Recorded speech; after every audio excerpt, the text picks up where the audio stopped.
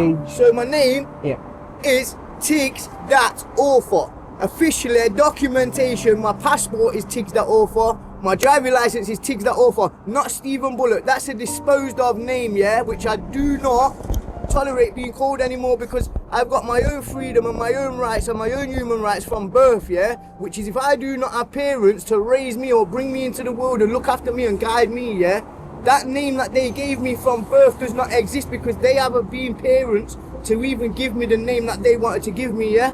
So I choose my own name, which is Dr. Tiggz Dat Author, yeah. Okay. Official documentation, that's my name, and I claim it back because that's who I am, yeah.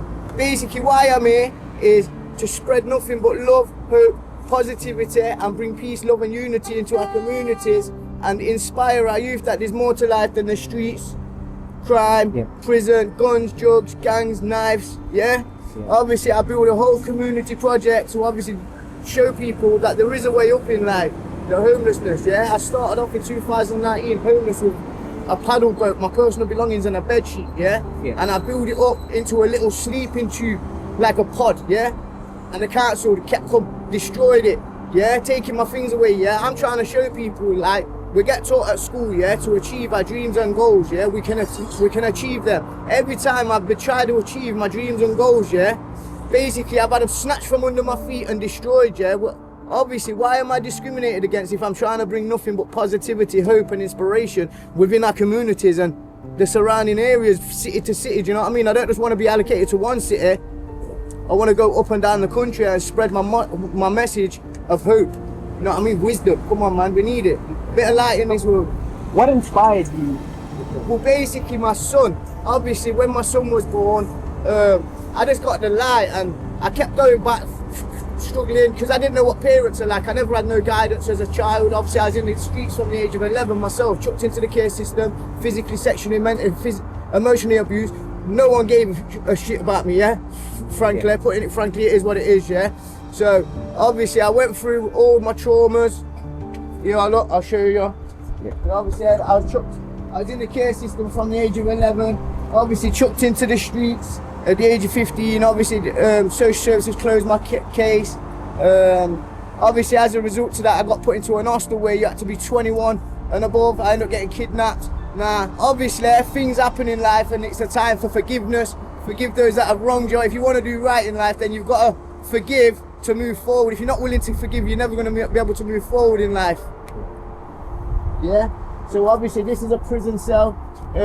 It's got a whole youth inspirational project and program in there to deter our youth from the life of the streets, crime, prison, guns, drugs, gangs, knives. And then this is a boathouse, soup kitchen, workshop, whatever it is. People come down, have a tea, have a coffee. I give them a bit of advice of how they're gonna get through it, talk to them, send them away with a smile. I had a homeless guy up on the wreck over there. He didn't know how to cook or nothing, and he was saying if he lights a fire, he's gonna get into trouble. I'm saying, look mate, the council not helping you. They don't care. Obviously, how you survive is how you survive. So I showed him how to set up a campfire, cook off the fire, make his own teas, his coffees. I was even going out there morning, night, just to basically make sure his well-being is perfectly unprotected. Obviously, he knows what he's doing, and give him a bit more advice each day as the days go by. Then, also, I had a 71-year-old man that's been homeless for 2.5 years in the streets.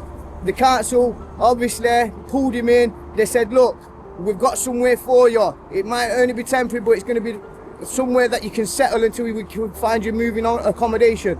He went in there for 2 days, he did.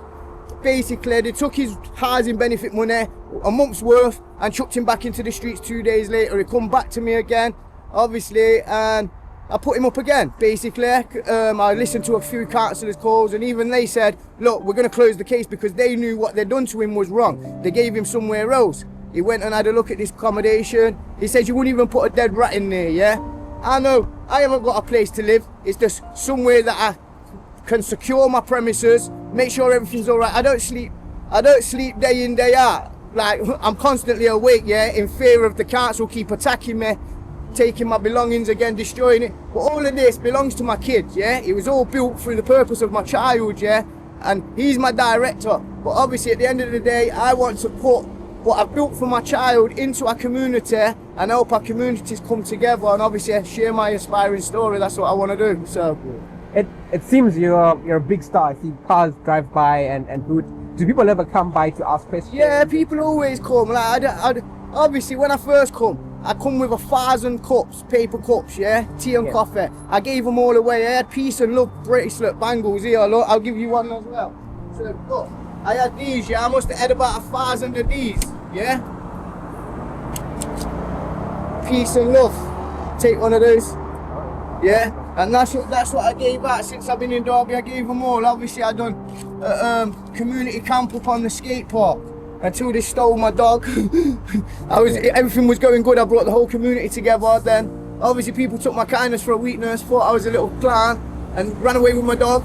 But my dog's back now, so it just shows as a man we will fight as a father for what's best for us and our community. Do you know what I mean? Like if the council are thinking about moving me, then I think we should ask the public of where do I go, because the land is the people's land and we pay basically to maintain the land. We pay the council to maintain our land. So where's a spot for me in this world today? And then another question I suppose was how difficult was it to put it all together? Like how expensive was it and stuff?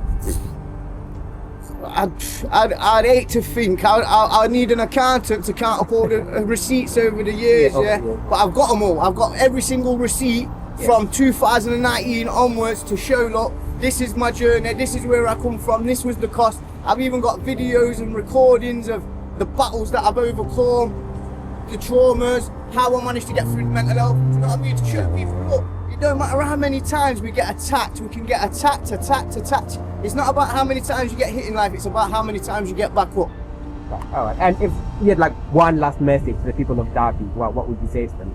One last message for the people of Derby is that I'm not here to cause a nuisance, I'm not here to be a pain, I'm not here to land on your doorstep and live freely, as you would say. I've paid my taxes, I've paid my way, I've put in the graft. Nah, obviously at the end of the day, I just want to be welcomed into a city where Derby says we welcome everyone, there's an opportunity for everyone, there's a place for everyone to be in Derby.